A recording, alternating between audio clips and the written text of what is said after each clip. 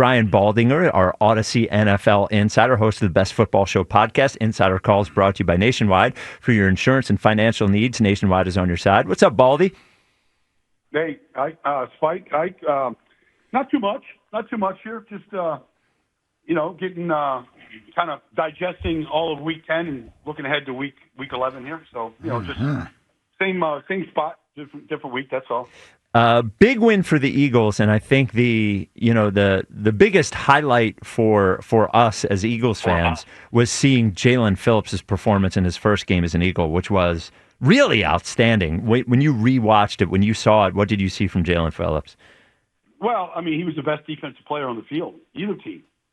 He's got an incredible presence, and it's everything. It's his ability. It's just his size. And the way that he's constructed and what he looks like at left end. It's the way that Vic used him. It's the way that he played the run, the way that, he collapsed pockets in the passing game. He just had an enormous presence out there, unlike almost anybody they've had in a long time. I mean, more than Josh Sweat or anybody else that's been there. And to see Nolan on the other side and, to see some of the packages that, Vic kind of created, with all the new personnel, whether it's Nico Dean starting or, the different looks that they had. I mean, he was a big reason why that defense played so great. Yeah, we see him Monday night, Baldy, and obviously all of us get excited about that. And you know how we are. This is what we're going to expect in just about every week. We know that's not realistic, but it doesn't mean people won't expect that. So I ask you, you think he has that ability to sort of just be a difference maker week in and week out? Like the Eagles are going to need somebody to be that guy, that anchor guy on the outside. You think he has the ability to do that? Well, I mean, he's going to go see Penei Sewell on Sunday night. Whew, he's as good as anybody out there. Yep. And so that's a good test just to see how he does against an elite player like that. Zach Tom in Green Bay is a good player. Mm-hmm. But I don't think he looks at, Penei Sewell's in an unbeatable. I mean, he's got skills. I mean, his long arm is, his ability to dip and rip and bend. He's always been able to bend. He plays really hard. Look, he makes everybody better. Mm-hmm. Everybody. Whatever the quarterback number 2 on the left side is, he's going to make him better. When he starts, the thing I'm excited about, Ike, is Jalen Carter looks like Jalen Carter right now. Mm. He's really moving better. He's in better condition. He looks like he's having fun.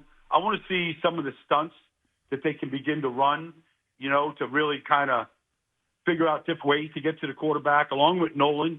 Like that can be a really elite defense line. They've got the depth there now with BG and everybody healthy. And so he's going to be a big part of whatever success they have going forward. In whatever game it is, as long as he's healthy, he's going to affect how they play defense right now. Yeah. I want to tie that front seven in together, Baldy, with Jaelen Phillips, Jalen Carter, and then Nico Dean being in that middle. Just talk about how much of a difference he's made over the last 3 games being out there with this Eagles run defense and sort of how they've gotten back to playing physical football like we saw last year. Well, he's a violent player, and, his splits on Jordan Love is what got the ball out of his hands, and Jaelen Phillips recovered it. But they were in scoring position when Vic sent them. And Josh Jacobs is a hell of a back. And he's as good in blitz pickup as anybody and ran right over him. Like he just blasted him. And I hadn't actually seen a linebacker beat Josh like that before. I usually compliment him on his blitz pickup, but Kobe blasts him. He has the ability just to, really strike people. And it's the reason why he started. And it's not a knock on Jihad. They figured out a way to play all 3 of them, Zach Vaughn and Nakobe and Jihad. They played packages where we're all in the field together. But I feel like Nakobe Dean brings a physical presence that even Zach Vaughn makes a ton of tackles. Like, not many guys can splatter people like Nakobe can. It's just like a separate skill. And so I could get as many violent players on the field as you possibly can at one time. It seems like, Baldy, that it's kind of left them trying to find the right place for Jihad Campbell with Nakobe coming back and playing as well as he has. His snaps have been cut. we even looking forward, if they re-sign Nakobe, even trying to think about where Jihad Campbell is. How do we have to think about him for the rest of the season and maybe even moving forward, given that his natural position is more similar to what Zach Bond does? Yeah. Well, I mean, it's a juggling act for sure. He still played almost as many snaps as Nakobe. Some of them were outside where he doesn't really have the same effectiveness when he's playing in almost an outside linebacker role, although he seems to adjust to it just fine. We just haven't seen many pass rushes from him, and that's kind of what I thought we might see more of. But, I think this, Spike, I feel like give me violent players and speed on defense, and they can cover for any mistake. And any alleys that open up, any sort of misdirection that you're going to see in a playoffs from Seattle or the Rams or Detroit, like that, those misdirection plays can get a lot of teams out of position to give up big plays as a result. Give me guys with great speed like Jihad has. They're going to have a role. They're going to limit the number of explosive plays. And so you're right. There is a juggling act to it. I feel like Vic is okay with it. I don't think he's sitting there going, well, I got to, this guy's got this many snaps. I got to get this guy. I got to put him on the field for this. I think that, the formations and the teams that they're playing are going to dictate the positions that guys play, because Jihad played off the ball inside linebacker as well last week next to Zach. But I feel like just give me as many good football players as you can, and Vic will figure out a way to share the snaps. So, Baldy, there was another acquisition, not Michael Carter, talking about Jaire Alexander, that, it was weird that he didn't travel, we thought, with the team. And then we got the announcement yesterday that he was stepping away for a time. Do you know anything about that? Did that surprise you at all? It was just sort of it seemed like kind of a stunner. Yeah, it stunned me. I didn't know. I didn't know anything about it. But, when guys want to step away from the game, do they want to play the game? That's my initial inclination. Do you want to play the game? You got a chance to come to a Super Bowl winning team and a team that really wants to get back to another Super Bowl. And there is a path to do that. And to say that you want to step away, I just feel like whatever his issues are off the field, whether it's just health or mental health, whatever it might be, I don't know, because I don't know Jaire that well. But you would think that going back to Green Bay where it all started, like you would have think that would be like the best timing possible, right, to come join the Eagles in a bye week and to get ready to go back and play Green Bay. Like nothing would probably motivate a player that was kind of let go for the most part and allowed to go play in free agency. And, teams give up on them. You want to go show them that they made a mistake. So none of it really adds up to me, except that I would just ask the question, how bad do you really want to play? Brian Baldinger with us. Reminder, Insider Call is brought to you by Nationwide. For your insurance and financial needs, Nationwide is on your side. So we had sort of against the Giants, an explosion from the running game. Even we saw some signs of it against the Vikings. And then it felt like a bit of a step back on Monday night against the Packers. Is that something the Packers did? Like, what did you see from an offensive perspective from the Eagles and their inability to get the running game really going again? Well, they lost Lane for a while in that game, and Fred went in there, and Fred's a good player. He played well, but they lost sort of the jumbo package that they liked with Fred. That was one thing. Then they had a hard time with Evan Williams. It's sort of an unblocked safety, and he blew up a couple of plays. He had negative plays. And, sometimes you got to figure out a way to handle that eighth guy or that extra guy. And he fit, and that's Jeff Heffley, the defense coordinator. He's really talented. And so I thought they had a hard time doing that. And then when they did have a good running play, I mean, I saw Saquon had a 15-yard run, early in the game. They got the second-level block. If you don't block Edger and Cooper and Quay, they're going to make the tackles. And that's just not just them. That's a good defense. You've got to get the second-level block. And I thought they had a hard time getting to the second level for whatever reason, because they covered up the inside. I thought they got decent movement at times.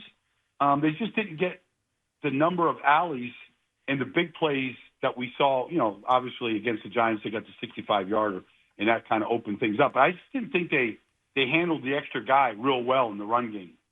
Yeah, when Jordan Mailata, we've sort of made a joke about it when we do his show here every week, is when he's saying we're one block away. I get the sense from what he says and what you say that it is that second level block that they're not getting, that gave Saquon that ability to have those huge explosive plays last year that they're not getting this year.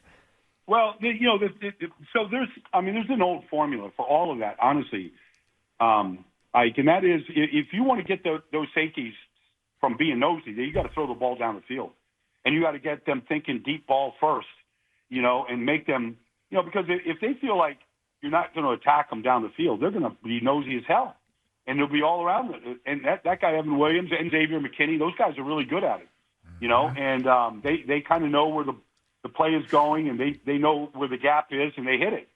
And it's every good defense is a gap defense, and they know exactly where to go. And so that's one thing, is you could throw the ball a lot better, and you could get them back where they belong, like 12 yards off the ball, back at some tandem safety position.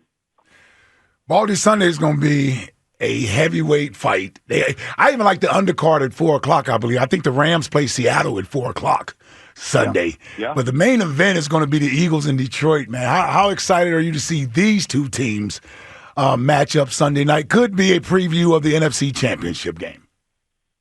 Well, it could be. It could be. I think that just watching Detroit just take Washington apart. I mean, just abuse them. They put up 40. They could have put up 60, honestly. They had no answer for Jameson Williams. They had no answer for Jahmyr Gibbs. Amon-Ra St. Brown caught a pass anytime he wanted to catch a pass. Like, they've got real weapons, and the offensive line played really well. And Jared Goff is generally, when he's protected, he's not turning the ball over. So how do they affect Jared Goff? Because if you don't get to him, he's going to attack you. And they've got home run hitters everywhere. So it's a great test for this defense. Great test. We're all, I'm here blowing up, Jaylen Phillips and Jalen Carter, and that's all great. But, this is a top 3 offense in the league. And if you don't get to Jared Goff and affect him, any one of those guys I just mentioned can beat you over and over and over again. Jameson Williams coming off the best game he's played all year, and they really got him involved. And what they did was they really isolated him against bad corners, and he went to work on him. He went by him. He ran a 20-yard comeback and got 6 yards of separation on a corner. So I'm sure that they've got a dory in their, periscope, and they're going to go after him with a number of guys that, I think that can, get by him or, where he's going to struggle with them. So I'm anxious to see how they kind of protect that position in this game. Baldy, I'm gonna keep asking you this every week. Do you think the Eagles are the best team in the NFC currently? I don't. No, I don't, because I don't think their offense can match what the Rams or Seattle are doing. Wow. Now, I say that, but yet I know when Matt Stafford is on his back, they're not very good. And I know when Sam Darnold's under pressure, he's going to give you 1 or 2 for sure. And you can, and that's what they did to Arizona. The score was 35-0, before they finished their first bag of popcorn on Sunday. So, they can explode on you, both those teams. And we'll see what Detroit looks like. But I feel like the offense has to really, they got to be better than what they are. And they're very inconsistent right now. And to put up 10 points, even on Green Bay, I thought that was disappointing. So I think their offense has to improve and be consistently better right now, Spike, for them to be in that category of the Rams or Seattle, because those offenses show up every week. Yeah, that's for sure. All right, Baldy. Look forward to talking to you next week. Thank you as always. Appreciate it, brother. Yeah, likewise, guys. Talk to you. There he is, Brian Baldinger, our Odyssey NFL insider, host of the Best Football Show podcast, Insider Calls, brought to you by Nationwide. For your insurance and financial needs, Nationwide is on your side.